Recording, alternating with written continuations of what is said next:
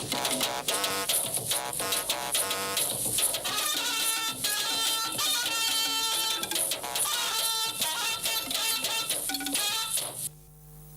is another Wednesday and you are welcome to News Extra. NTA's eclectic news staple, guaranteed to serve you the new, the unique and the developing stories with an extra touch of details. Tonight, bandits strike Kaduna again as Greenfield University students abducted. We have an eye on street children, the vulnerable feet trudging daily on the unforgiving streets across the country. We will also be peeping across the border in Chad, the political storm brewing after the death of President Idris Deby. And on a cheery note, we will track some projects that have brought smiles to communities. The locomotive is back to Itakme, Kogi State, and it's hooting its music to the ears of the indigents. Also, there is a story of peace returning home in Plateau State as two communities shield their swords for progress and development. Stick with us as we go through this and more together. After all, the taste of the pudding is in the eating. I am Fatima Marbuba, and this is News Extra. I welcome you. Security personnel intensify search for the abducted students of Greenfield University along Kaduna-Abuja Highway. Suleiman Abdullahi Rigachkun reports. Located about 40 kilometers away from Kaduna city center along the Abuja-Kaduna Highway, Greenfield University, a private institution, came under attack by bandits Tuesday night. The bandits were said to have gained access through a nearby bush behind the school. Unspecified number of students were kidnapped. Security personnel are keeping track of the abducted students for their safe rescue. For now, security personnel are keeping vigil on the institution, in addition to routine surveillance along Kaduna-Abuja Road. Suleiman Abdullahi Rigachkun, NTA News. The queues that were seen in most petrol stations in Abuja in the last 2 days are beginning to ease off. Motorists expressed optimism that if recurring impasse between major players in the downstream sector is continuously mitigated, such unpleasant interruptions can be avoided. Lydia Sampson has an update. Unbelievable, but you can see for yourself. It is obviously not just the queues that has given way with the flooding of petrol to most petrol stations in the FCT. Even the palpable panic by motorists has disappeared. Most petrol stations have received products, while some are dispensing, others are still offloading. Motorist says this is indicative that the narrative is changing for good. Today the story is different. If Nigeria can be like this the way it is today, we really applaud the president. I'm so happy. I almost passed, you know. I didn't know about the fuel scarcity anyway. These things are just the dealers. You see, we don't need to hoard petrol. If you are reviewing fuel, set it maybe in a 3 months or in any month, I will do this. So people will know that, okay, whatever you hear, don't bother. As part of efforts to return to the zero queue situation enjoyed by motorists before the interruption, the Nigerian National Petroleum Corporation, NNPC, says it has increased the daily supply of PMS across the country from 550 trucks to 1,661 trucks. Ayuba Sani, a zonal area manager of a petrol station, confirmed the flooding of products to all outlets. You can see yourself, there's no queue, and almost all our station. Yesterday we get a truck and we discharge. Motorists decried what they call the insensitivity of some key players in the downstream who trigger product disruptions at will. In Abuja, Lydia Sampson, NTA News. The Federal Executive Council has approved more than 8.3 billion naira for the completion of the reconstruction work on Sokoto-Tambuwal-Jega-Makere Road project in Nigeria's northwest sub-region. Works and Housing Minister Babatunde Fashola announced this while briefing journalists after the council's meeting, presided over by President Muhammadu Buhari. State House correspondent Adamu Sambo reports.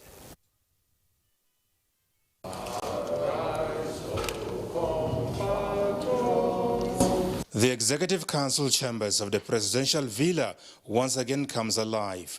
Nigeria's highest policy decision-making body reconvenes to consider proposals for national growth and development.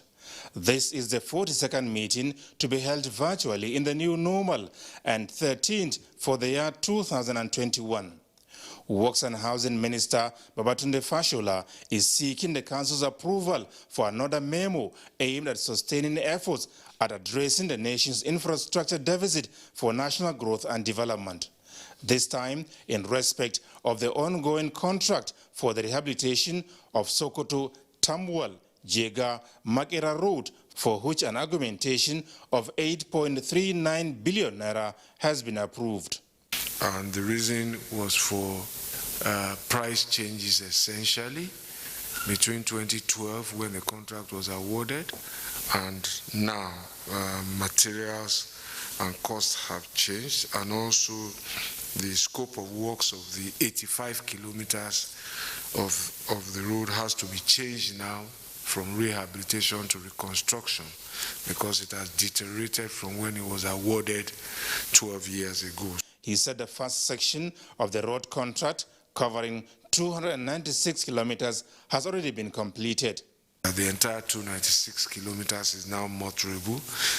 About 100 kilometers of the second section, which is the subject of augmentation from Yauri to Makera, has been completed. So we just have about 85 kilometers to go. Other resolutions adopted at the council meeting presided over by President Muhammadu Buhari were not made public. From the State House, Adamu Sambu, NTA News. The expected impact of the green imperative to enhance mechanization of agriculture and agro-processing in Nigeria is key to cushioning the effect of COVID-19 on the Nigerian economy. This is coming from the Senate, and that is why the legislatures have approved the presidential loan request for external borrowing of $1.5 billion and 995 million euros. National Assembly correspondent Ignatius Unko takes up the story from here. It was another session of parliamentary intervention on the state of the Nigerian economy. Presidential request of external loan of 1.5 billion United States dollars and 995 million euros from the World Bank, Export and Import Bank of Brazil, and Dutch Bank of Germany was the crux of the matter. The borrowing is to provide fiscal support to states and enhance mechanized agriculture. That the loan is in the immediate best interest of the Nigerian state and its citizens in dealing with the COVID-19 pandemic. I want to find out now, Mr. President, if the committee in making these recommendations to us had the opportunity to see the terms and conditions of these loans. Thank you, Mr. President. But having said that, I'm in support. Let me be on the record. Within the 5 years moratorium, we are still going to be servicing the interest on the loan before the repayment starts for 5 years, for 25 years. Next time, I would suggest we call the State Assembly committees, whether finance or appropriations, because they are the ones to oversight the implementation of the loan. We cannot go to the state and start saying, where is the fund used? Senate passed the 2021 budget of the Nigerian Customs Service of 257 billion naira as presented by the committee chairman, Senator Francis Alimi Kena, while the nationwide toll-free emergency number establishment bill, sponsored by Senator Ibikunle Amosun, passed second reading. That the target revenue collection of 1,678 billion be approved. Emergency numbers will create easy access to Nigerians, especially those in remote areas. The Federal Neuropsychiatric Hospital, Budueba, Kwara State Establishment Bill, sponsored by Senator Ibrahim Oloriegbe, the Federal College of Precision Agriculture and Irrigation Technology, Yamidi, Jigawa State Establishment Bill by Senator Ibrahim Hadeja, and the Federal Orthopedic Hospital, Dekina Establishment Bill by Senator Jibrin Issa, passed second reading. The establishment of this hospital at Budueba will expand access to quality psychiatric services for Nigerians. The establishment of the orthopedic hospital in Dekina is amplified by the challenges and complications associated with traditional bone setting. What this intends to do, Mr. President, is the training will focus on actually making a soil analysis, even on a farm, even if we bring it down to local government basis alone. Senator Ike Ekweremadu, through a petition, called on the Nigerian and Togolese authorities to investigate the recent killing of Nigerians in Togo and bring the perpetrators to book. Senate adjourned to Tuesday, the 27th of April 2021. From the National Assembly, Ignatius Nkwo, NTA News.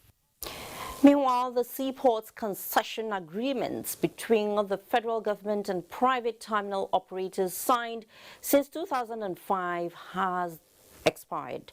What then is delaying the renewal of such agreements in view of the fact that government is likely to experience revenue loss in millions of dollars? And National Assembly correspondent Lami Ali reports that the House of Representatives has mandated its relevant committees to find out reasons for the delay.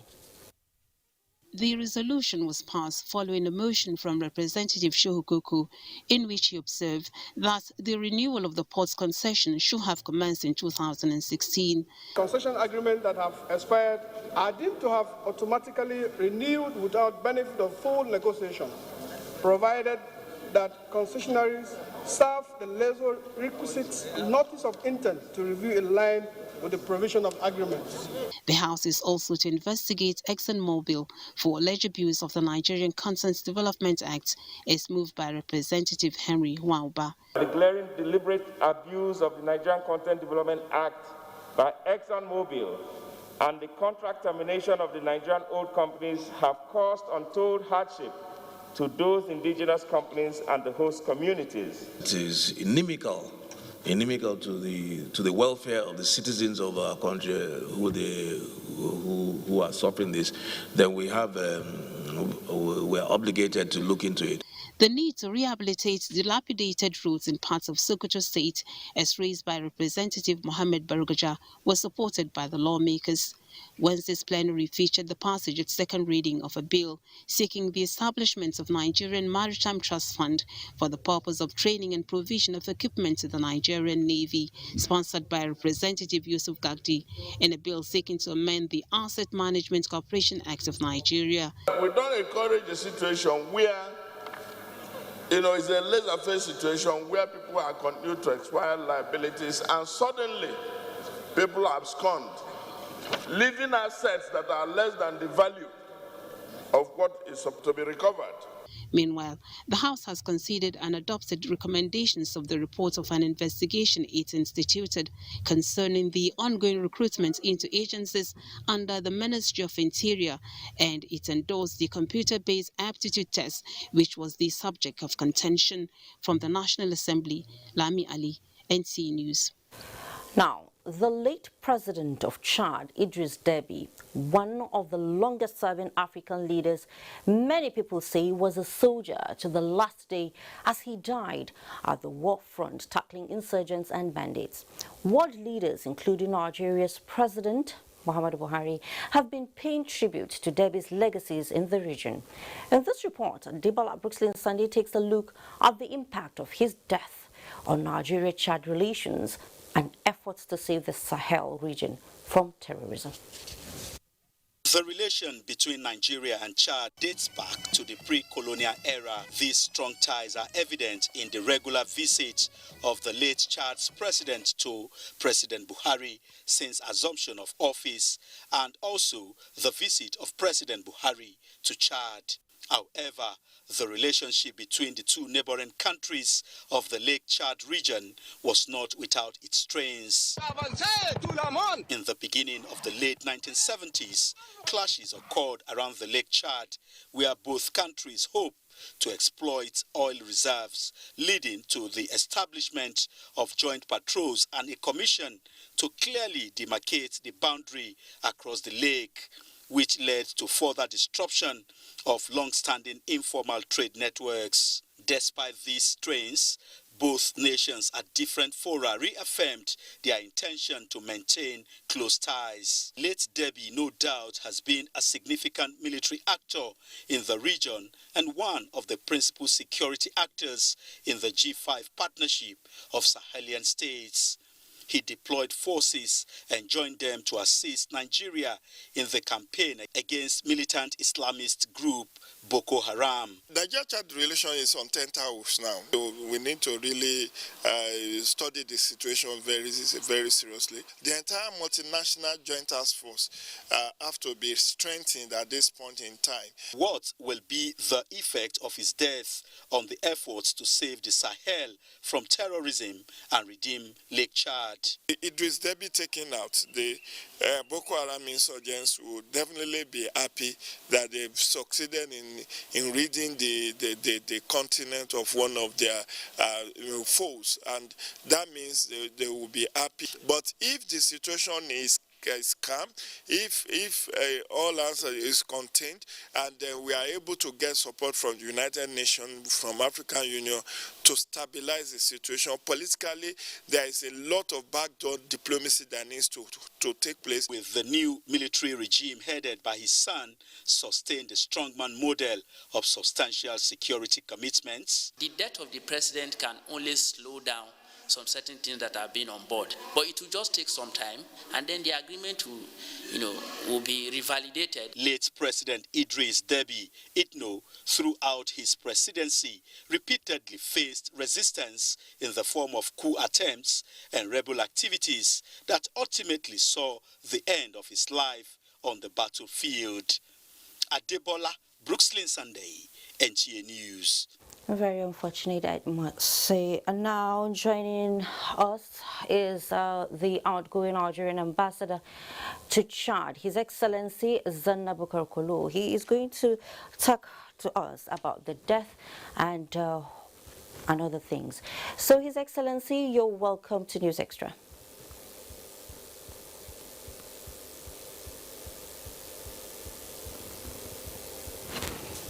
His Excellency, can you hear me? Well, I can hear you now, yes. Okay. So it's good to have you on News Extra. It has been quite a topsy-turvy week in Chad. And what is the situation now in Jamena and other parts of the country? Well, as for the situation in Jamena and environment, the situation is calm. People are going about their normal business. A transition military council has been inaugurated, which is led by Lieutenant General Muhammad Idris Deby, and they have pledged to honor all international agreements, and there will be an 18-month transition period where they'll be able to hand over to a democratically elected government. So far, the situation in Jamena and environment is calm, and there's no cause for alarm, unlike what's being reported in various social media platforms. You know, people in Nigeria have, everywhere, will I say, in Africa that I know about are really, grieving the loss of the late president of Chad. So what does this mean for the joint operations against insurgents around the shared borders, especially the Lake Chad Basin? Could you repeat? I could hardly hear you. Okay. When you were I said, speaking. we're all grieving, most especially here in Nigeria. So what does this mean for the joint operations against insurgents around the shared borders, especially the Lake Chad now?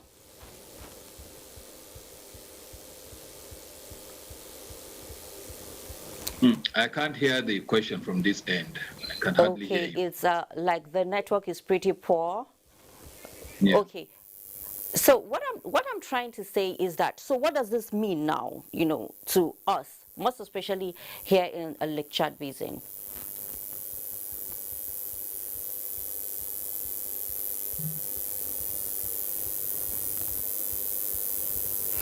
It's like I can't hear you. I can't hear you. Yeah. Even though we wish to hear from you more, please, I will just try as much as possible to get the network back. But before then, let's continue. The 2021 rainy season is yet to be on, despite few downpours in some parts of the country. The situation is giving agriculturists serious cause for concern. NTA's Tuesday Live provided a platform for experts to discuss the annual predictions with focus on risk management of post-harvest harvest losses. Abakar Usman Akwanga reports. The 2021 weather forecast by Nigerian Meteorological Agency NIMET, which predicted a normal to above normal annual rainfall, elicited different views from different quarters.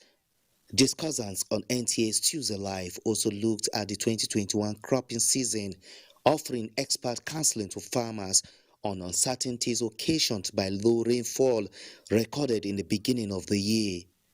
The forecast we provided also entails on all the 774 local government areas of the country. And this is just to give a clear idea on the pattern of the season to make farmers now utilize the information for improved yield.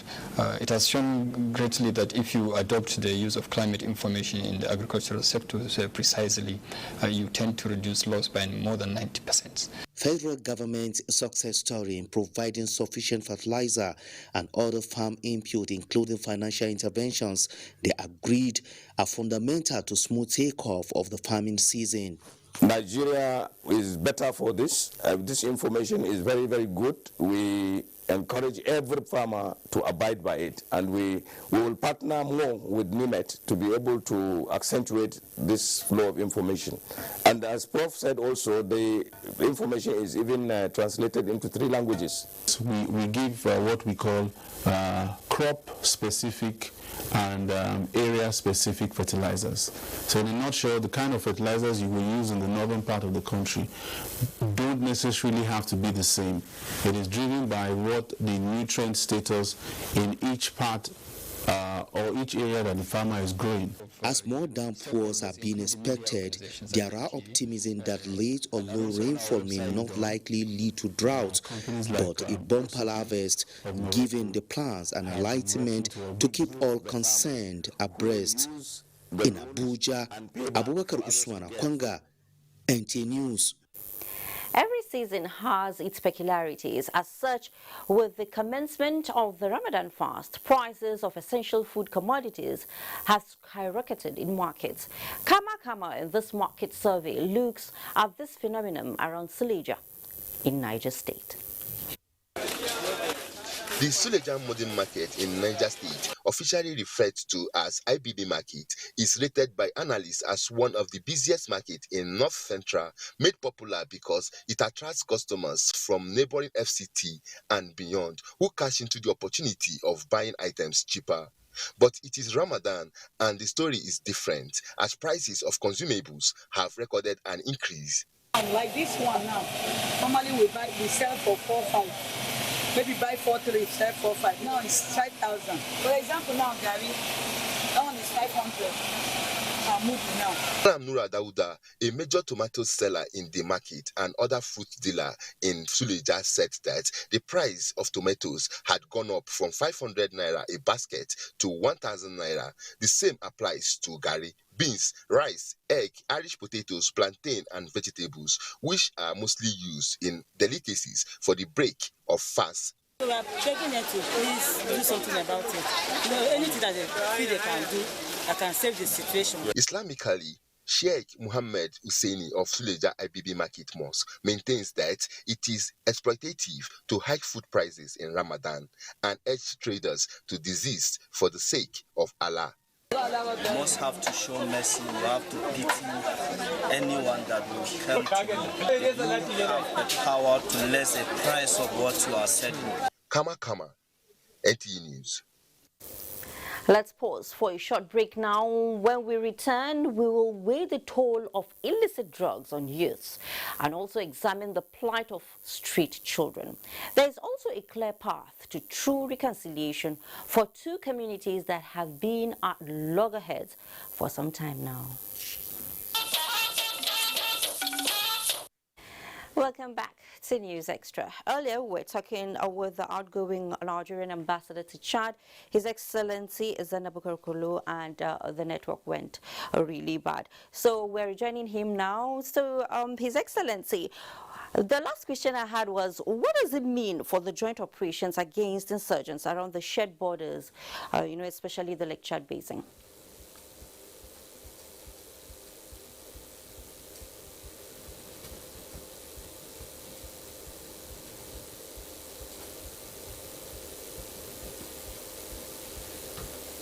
Excellency?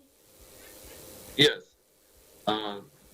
Chad is expected to honor all its agreements. The Transitional Military Council has came out clearly and stated that they will honor all international treaties and obligations.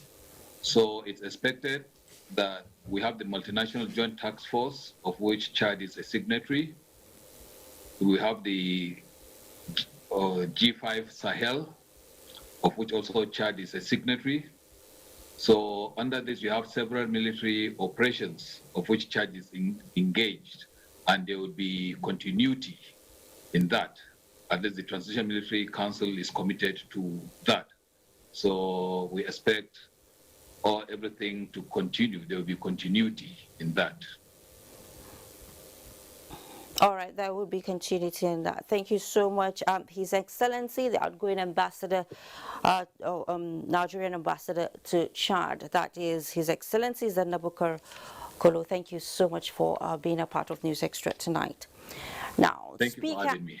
House of Representatives Femi Gbajabiamila has stressed the readiness of the National Assembly to collaborate with the Nigeria Police for improved funding, recruitment and training to enhance internal security. He said this while hosting the Acting Inspector General of Police, Ali Baba. National Assembly correspondent Lami Ali reports. Less than a month into his appointment, the acting Inspector General of Police has hit the ground running by reaching out to the legislative arm of government, a body mandated to make the laws which the police enforce. The Speaker says crime prevention requires smart skills and equipment, all of which the House is ready to ensure provision of through appropriation, adding that the dignity of the profession should not be compromised. The supplementary budget is going to be pinged on just two areas, the COVID-19 health area and security. I would want you to liaise very well with the executive before the budget comes to us, so that we'll know how the police also can be accommodated. The Acting Inspector General Usman Ali Baba commended the timely passage of the Police Act, which aims at modernizing operations of the police, and urged similar treatment for the Police Service Commission Bill and others before the National Assembly. To provide security and safety to Nigerians. But as the lead agency, we want to perform better than what we are doing. And with your cooperation and assistance, definitely the police will work more and they will do more to ensure that the confidence of people are restored. Meanwhile, sponsor of the Police Service Commission Amendment Bill has briefed the press on the section pertaining to tenure of the Inspector General of Police. It is again within the power of Mr. President to extend the service of the Inspector General of Police to serve for the period of 4 years. The bill has passed second reading. From the National Assembly, Lami Ali, NTA News. And like all countries of the world, Nigeria has been taking steps to protect youths from drug abuse, which has proven to be not only harmful to the future of the country, but also said to be responsible for most of the crimes and criminality perpetrated by young people. Abdul Malik Hassan looks at this phenomenon and its impact on the inspirations of the youths and the society. It is an established fact that youths are future expected to lead the world into a better place. While this requires a series of processes like education and other values, there are issues that often scuttle this, one of which is the use of illicit substances. Joseph Musa, not real name, has the aspiration of becoming an ambassador to represent Nigeria in foreign countries. That dream was almost shattered. I never knew that it could cause so many harm to my physical body, to my mental health, and to relationships I have with family and my peers, my friends. I still have dreams of going back to school after I complete my rehabilitation. I'm abstaining from drug intake, and studying very hard. Joseph Musa's life is now back on track and is cautioning youths still engaged or about to be involved in drug abuse to deceased. In 2018, statistics reveals that more than 14 million Nigerians between the ages of 14 and 64 consume illicit substances. But the big question remains, what is the future of those who refuse to desist from this act? Drugs have physical, social and psychological effects. Apart from that, they have a symbiotic relationship with the commission of crimes, particularly heinous crimes and even transnational organized crimes. It brings about a broken family. It also brings about stigmatization of you addicts, and so many other social problems. It's high time we begin to see critical stakeholders begin to look beyond criminalizing drug users, to beginning to see it with the lens of the health impact on these individuals. You see, until we have healthy individuals, we can have a healthy society. It now seems to be a tug of war between NTA and drug peddlers in Nigeria, with the continued seizures of illicit substances. Unless we get to the root cause, which is drug abuse, unless we deal with it, we will only be scorching the surface, and the criminalities will continue to increase. It is a war that experts believe needs collective efforts of all to stop many more youths going the path that Joseph Musa told, but was fortunate to retrace his steps. In Abuja, Abdulmalik Hassan, NTA News. The plight of street children in Cross River State has been a cause for concern for some time now due to several factors, one of which is the increase in antisocial conduct traced to them. The hardship faced and the menace posed by these vulnerable children have attracted relevant stakeholders to call for concerted efforts to address their plight to avoid a larger societal nuisance. Maureen Liu Ajom in Calabar reports on the plight of these children and possible ways to lighten their challenges. Living as a street child could better be imagined than experienced. Life in the street as a juvenile has been described by experts as a state of misery, woes and hardship, especially at the time of the COVID-19 pandemic. For this set of children, it is a life of crisis and uncertainty, with exposures to unhealthy physical and environmental conditions that threaten their lives and that of other members of the society. Our father don't die. That is why we did for street. It's because of my father's wife. When we say she never give me food fast. Experts posed that the plight of street children, notwithstanding, calls for a swift humanitarian response. It's a matter of maybe the local government setting up a committee, enforcement committee, the supervisor of education, getting authority from their councillors, they make a bylaw, whatever, and then enforce, set a committee, and give them a car, patrol during school hours. If they see any child of school age, arrest the child, then the parents will come out. The Cross River State government has put in place a number of measures to address the plight of street children. There's a bill that is ongoing, will soon become a law. And what is this law talking about? A way of trying to protect them, give them a succor, trying to also provide for them in terms of their schooling, in terms of some aspect that will help them, stabilize. Research shows that children who are raised on streets encounter a number of socio-economic challenges, including human trafficking, social harassment, abduction, disease, vehicular mishaps, and lots more. Many observers appeal to concerned authorities and individuals to apply care and attention to advance efforts to get these children with great potential off the street and cause them to navigate successfully to achieve their dreams. In Calabar, Maureen Liu Ajom, NTA News. Let's move from children now to communities. Infrastructural development is fundamental to sustainable socio-economic activities and urban-rural development.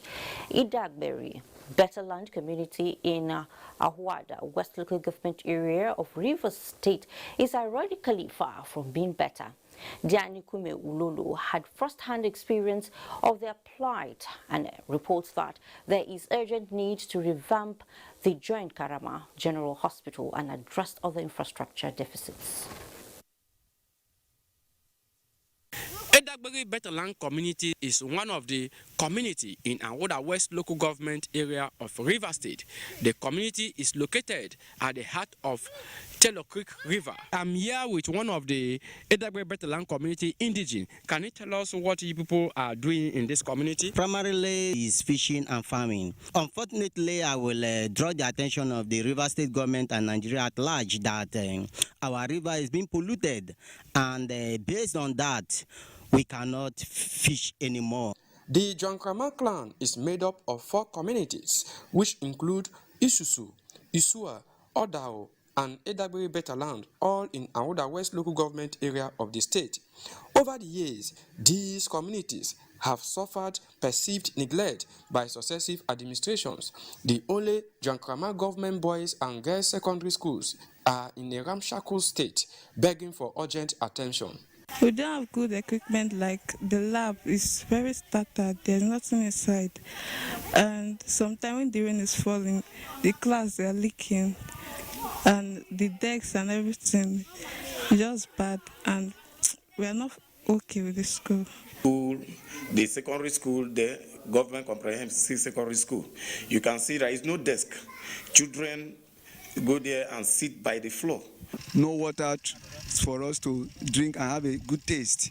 So we are passing through these difficulties. The only government general hospital in the area is in a moribund state, while the water tank that is serving the general hospital has been overtaken by weeds. I am therefore calling on the state government, who have been doing so much for the state, to yearn and to hearken to the cries of the Ngene people and the Jankrama people in particular. The scenario in this community calls for urgent attention in order to improve the well-being of people of Jankrama in Awoda West local government area of River State. From Edagberi Betterland community in Awoda West local government area of River State, Giankume Ulolo, NTA News. Peace is a prerequisite for development. It is against this backdrop that stakeholders in Plateau State, in conjunction with the state government, are finding possible solutions to lasting peace in communities experiencing conflict. The latest is the peace agreement between Riom and Bassa communities, courtesy of the Humanitarian Dialogue Center. And the young Adeya Pagyang tells us more.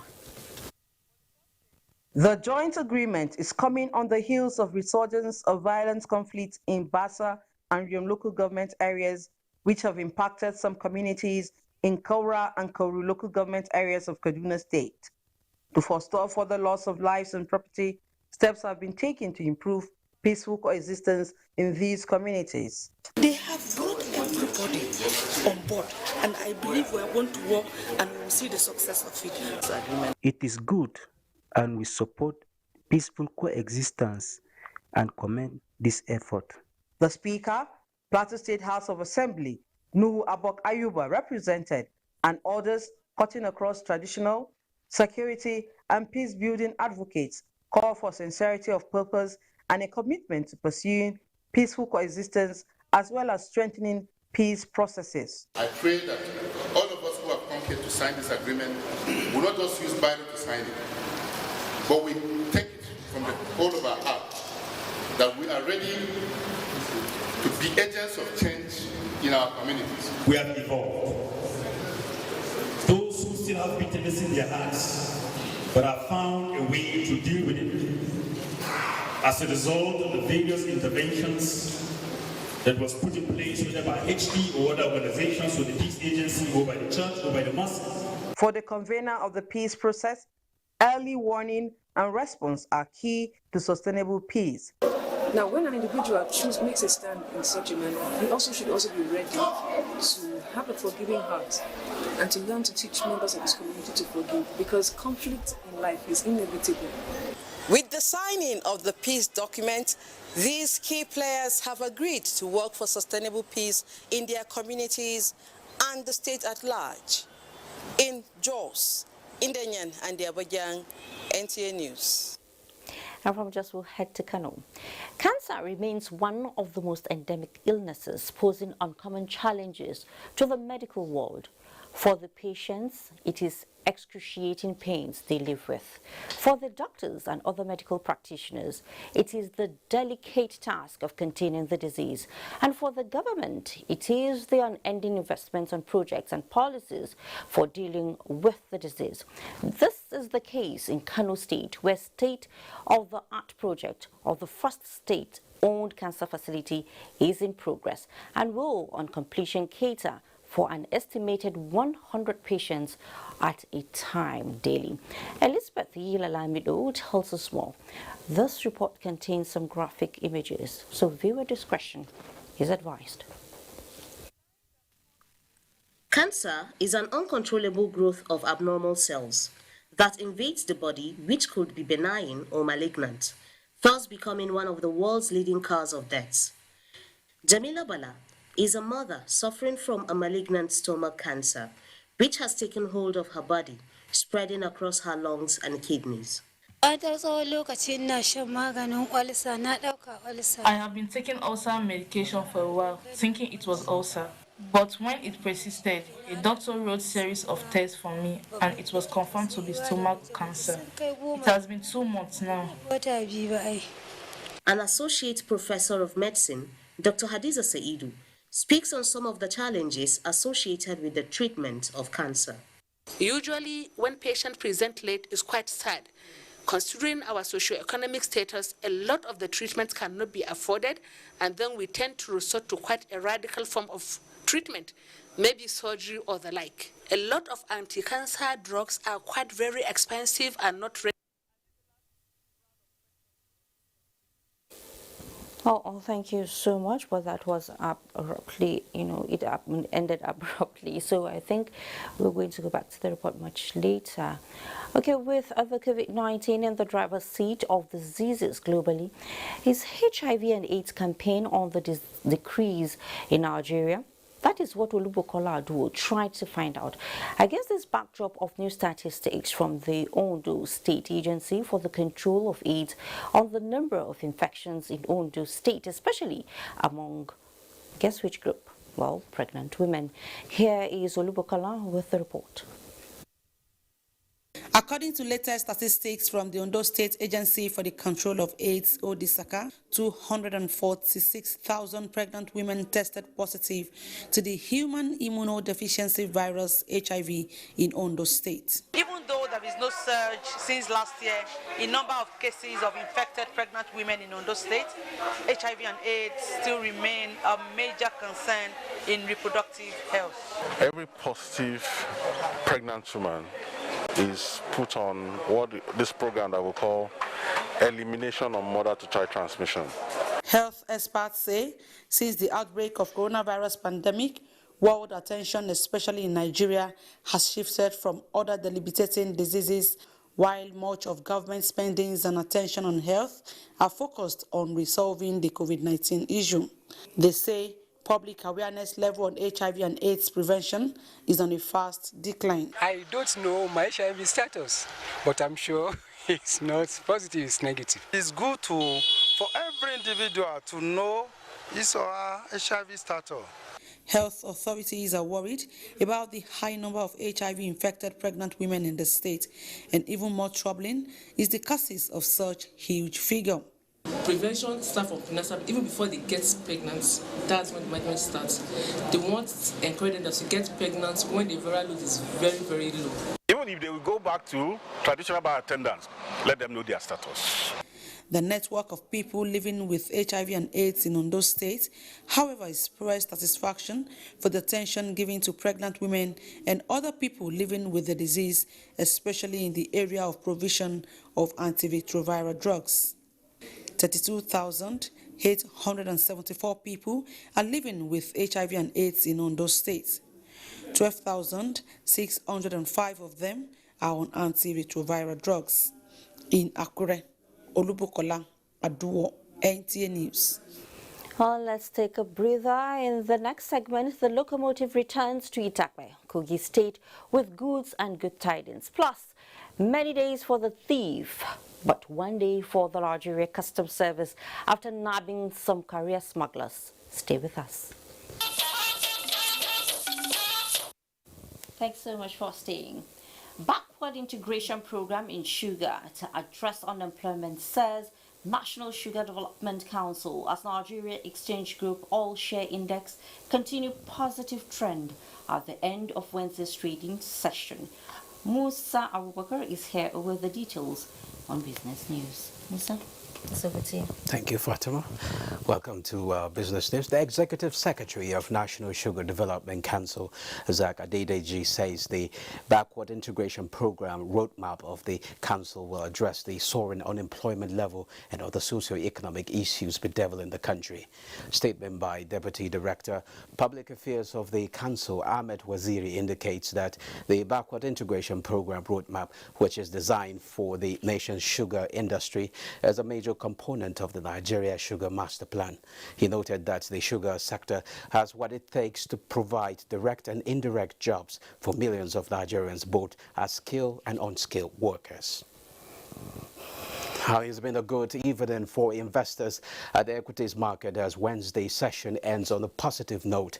The Nigerian Exchange Group All Share Index climbed 0.29% at 39,128.34 basis points, and market capitalization at 20.4 trillion naira.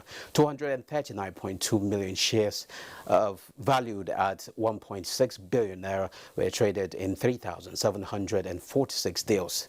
Access, Fidelity Bank and Mutual Benefits Insurance PLC were the most active shares, with a combined volume of 62 million, valued at more than 257 million naira. Well, that's business news. It's back to you, Fatima. Oh, thank you so much, Musa.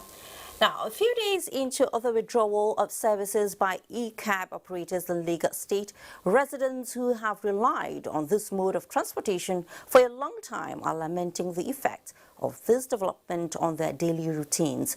Imole Ayatokede Ogunfowura reports that the e-cab operators are complaining about the poor condition of service meted out to them by the concerned authorities.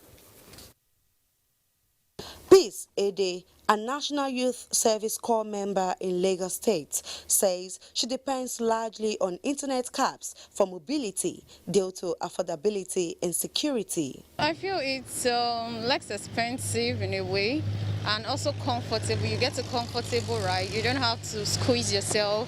While she is thankful for this convenient means of transportation, more so that she doesn't have to put up with the risk of contracting COVID-19 on a city bus, the internet cab drivers working with tech companies just by registering on the apps say they are losers in the equation. Now, they are demanding an increment of e-cab fares in order to break even. They are also requesting the commission on rights accruing to the tech companies be reduced from the current 25% to a modest 10%. They are not a transport company. They are a technology company. They deploy technology to facilitate a link between drivers and the rider. It is Nigerians that are deploying cars. The e-cab operators also lamented the spate of insecurity members are forced to contend with. Daddy, as a name, Daddy, we have SI, we have Priest, we have Ghost. See, why would their system accept such? And that rider is going to order us to an unknown destination. This app company, they are supposed to provide the details even if the driver arrives at the destination or not. The agitated group is appealing to the federal government to prevail on the companies by regulating their code of conduct in line with stipulated labor laws. As at the time of filing this report, the tech companies denied response. In Lagos, Imole Ayotokede Ogunfowura, NTA News.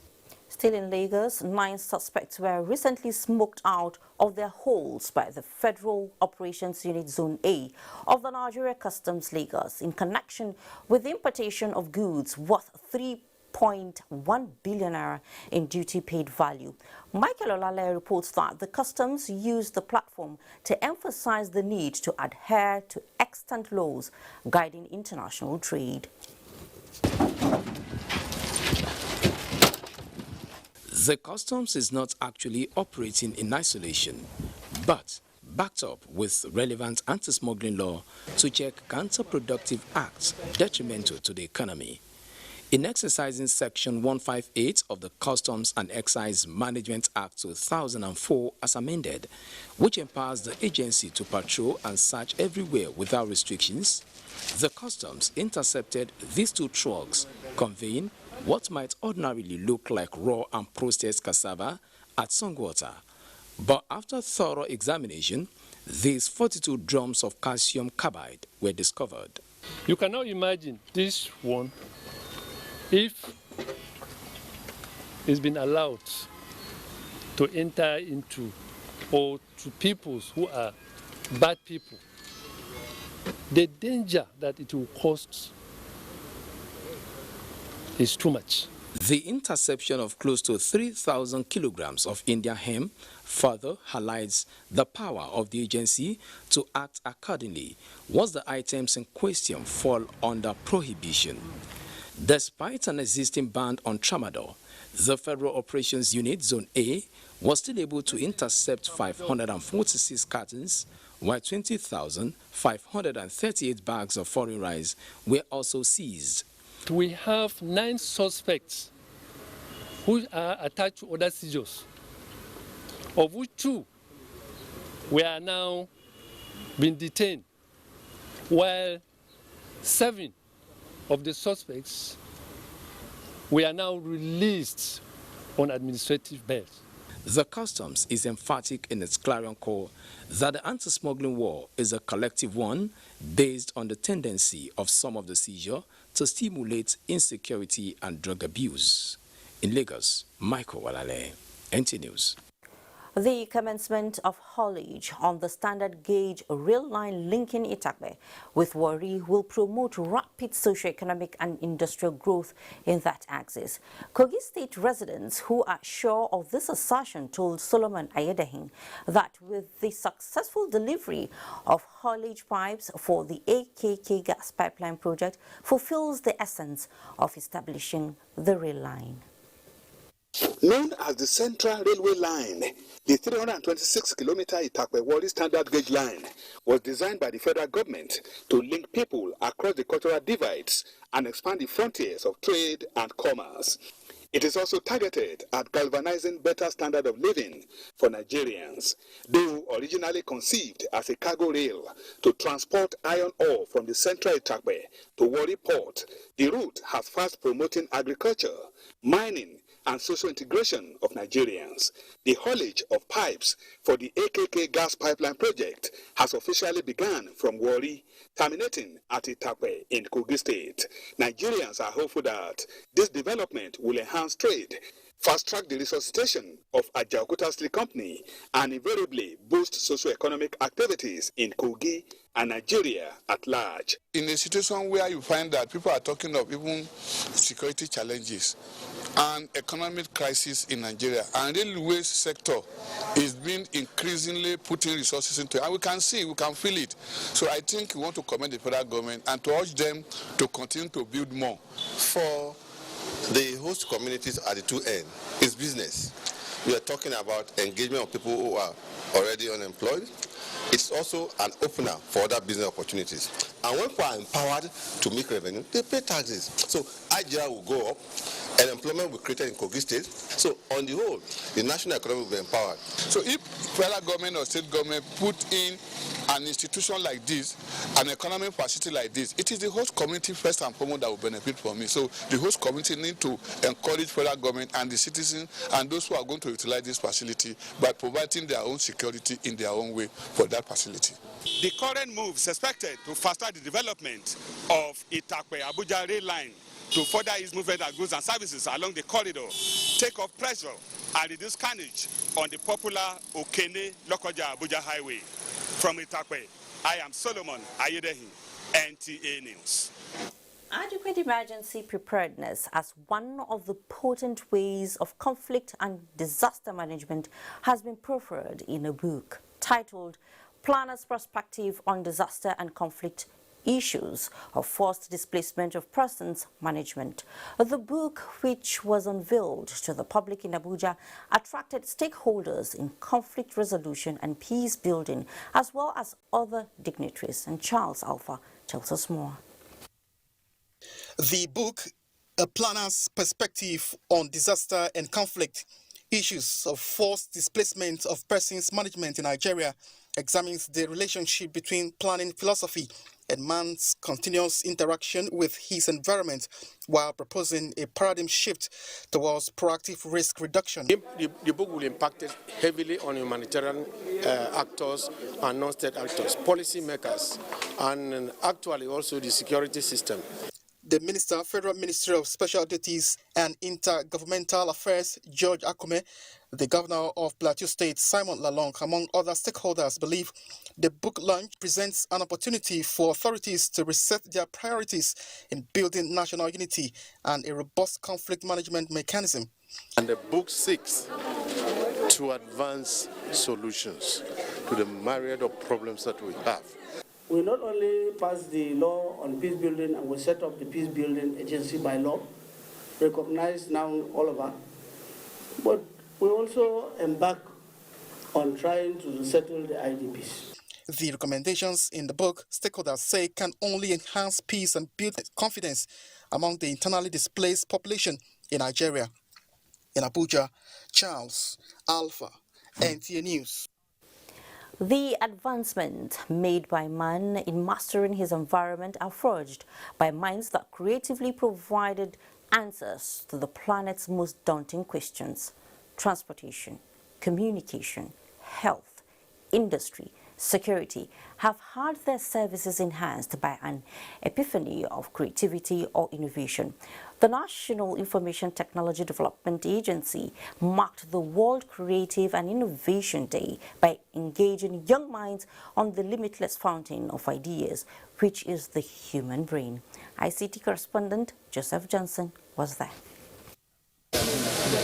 World Creativity and Innovation Day is a global UN day that is celebrated on April 21 every year to raise awareness on the importance of creativity and innovation in solving problems with respect to advancing the United Nations Sustainable Development Goals.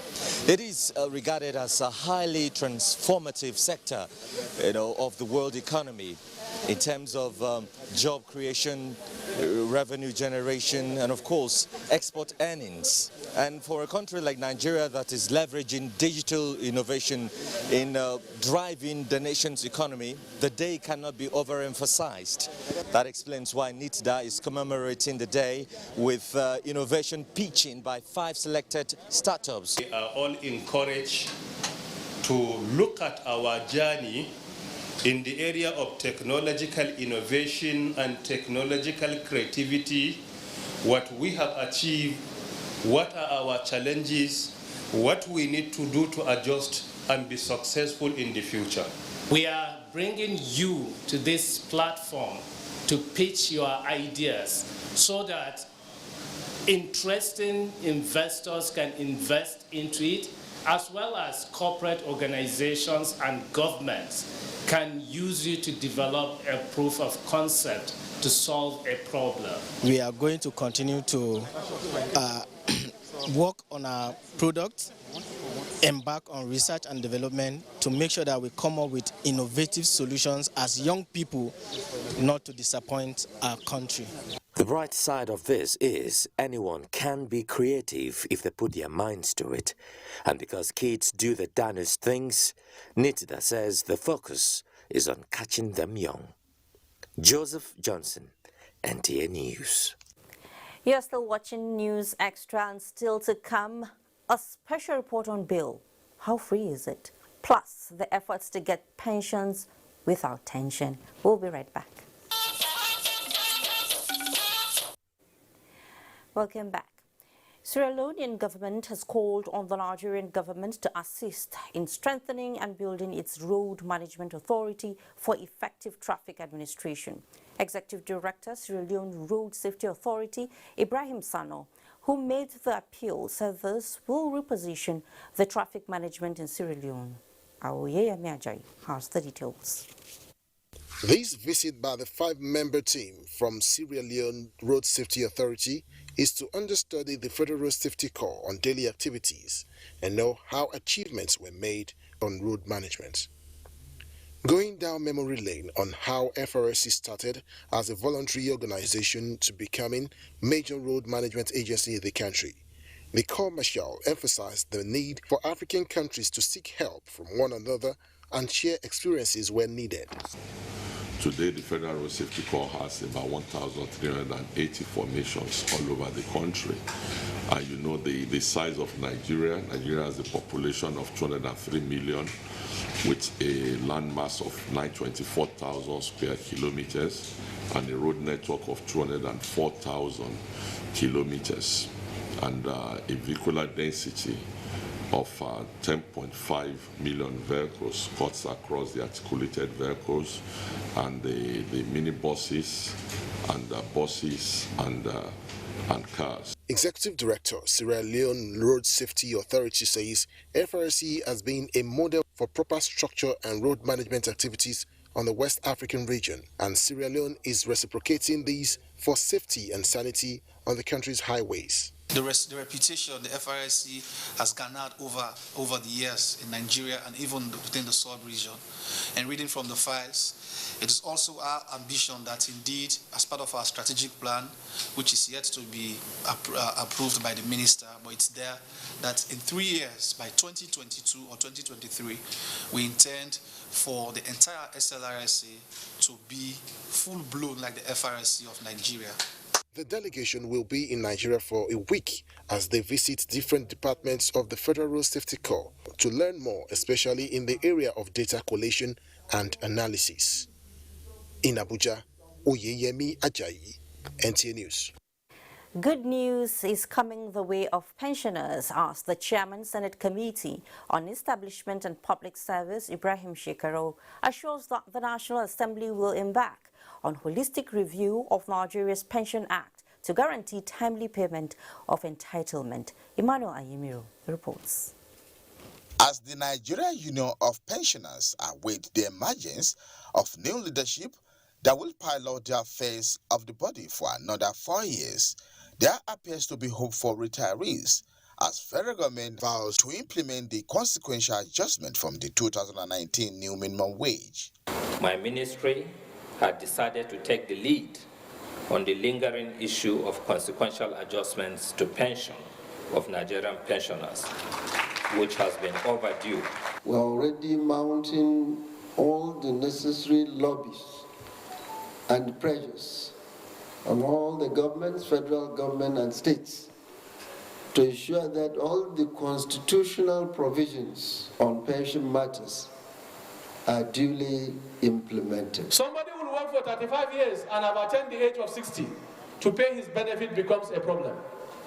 The outgoing president of NUP, Dr. Abel Afolayan, appeals to employers to cooperate with the incoming leadership and not allow retirees to suffer backlog of arrears. They should give the same level of support to the incoming administration, hoping that gradually it will get better. New ESCO for the Nigerian Union of Pensioners is expected to emerge on Thursday, the 22nd of April. Emmanuel Ayemiro, NTA News. Permanent Secretary, Federal Ministry of Information and Culture, Dr. Ifoma Adaora Anyawutaku, has charged resident information officers in the ministry to always strive and live above board in the discharge of their duties. The Permanent Secretary gave the charge at a meeting with resident information officers in Abuja. Anthony Forson reports. The resident information officers assembled here are staff of the Federal Ministry of Information, but seconded to different ministries, departments, and agencies. The Permanent Secretary, while commending them for an excellent performance, noted that it is disheartening that a few RIOs are not pulling their weights effectively, hence indiscipline will not be condoned. Under my watch, we will not allow indiscipline, we will not allow indolence, we will not allow insubordination. Yes, we'll expect our information officers to be up and doing and to live up to expectation. On the need to brace up, she advised them to seek self-development to be able to compete favorably on the job in this technological-driven world. We want information officers to be dynamic, to move with the times, and to deliver on the mandates of the Ministry of Information and Culture. The meeting between the RIOs and the Permanent Secretary is the first since she assumed duty at the Federal Ministry of Information and Culture. In Abuja, Anthony Forson, NTA News. In the concluding segment of the news, Judge Floyd finally gets justice as ex-cop Derek Chauvin is convicted by jury. Black community comment verdict in the U.S. and around the world. We also have our spot for sports. You're welcome. Reactions have continued to troll the Minneapolis jury conviction of the ex-policeman Derek Chauvin of murdering George Floyd as U.S. launches Fed probe into Minneapolis police. The report.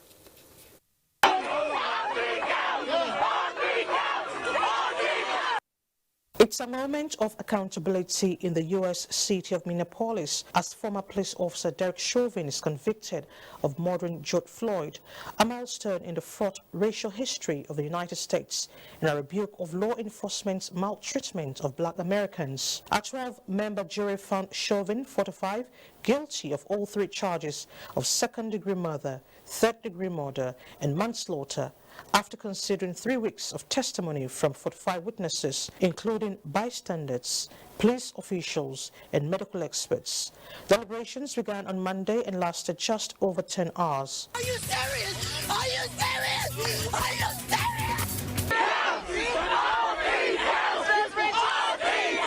Reactions as well as the uproar outside the court and the emotional outpouring after the Chauvin guilty verdict, reports say signify the long-awaited justice by family, friends, world powers, black Americans, and the nation at large.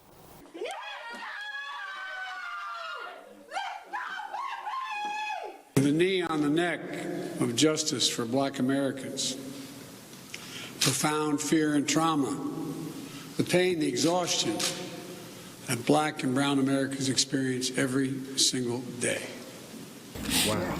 People forgot about him. Yeah. But he was the first George Floyd. Yes. But today, you have the cameras all around the world to see and show what happened to my brother. It was a motion picture. The world seeing his life being extinguished. As reactions trail the verdict, a federal investigation has been launched into police practices in the city of Minneapolis, a day after one of its former officers was convicted of the murder of George Floyd. The Justice Department will look at whether there has been a pattern of unconstitutional policing. Attorney General Merrick Garland says the move follows national outrage over the killing of Mr. Floyd by Derek Chauvin. President Muhammadu Buhari commiserates with the Odialu Agazu family, the Anambra State government, and the community of industrialists in Nnewi on the passing of Dr. Benson Odialu Chizoba Agazu at 75. As final rites of passage begin for the renowned industrialist, the president says the man popularly known as Bakbandu Nnewi would be surely missed, but his footprints on the industrial and farming sectors would remain indelible. In a statement by Femi Adesina, President Buhari prays for the repose of the soul of the departed and urges those who survive him to keep his good works alive and his memory evergreen. The death has been announced of Senator Major Sati Davis Gogwim. Sati Davis Gogwim represented Plateau Central Senatorial District at the 6th Senate. A statement from his family indicates that he died after a brief illness at the Rayfield Medical Center, Jos. The statement further says that he will be buried on Friday, 23rd of April 2021 in his hometown, Dawaki, Kanke local government area of Plateau State, after a funeral service at St. Christopher's Anglican Church, Rayfield, Jos, by 8 a.m. Service of songs will be held on Thursday, 22nd April 2021 at St. Christopher's Anglican Church, Rayfield, Jos, by 4 p.m. He was 71. And also, the death has occurred in Bauchi of Hajia Mariam Abubakar also known as Adada, at the age of 97. The deceased was mother to 5 children, one of whom was Malam Yaya Abubakar, one-time NTA's Director of News and a former Director General, Voice of Nigeria, survived by some of her children and grandchildren. Hajia Mariam has since been buried in Bauchi. Well, with that, we conclude News Extra for tonight. But remember that rape is evil, so be a star and connect with the NTA as we wage war against rape and rapists. Enjoy the rest of your night. I am Fatima Mabuba.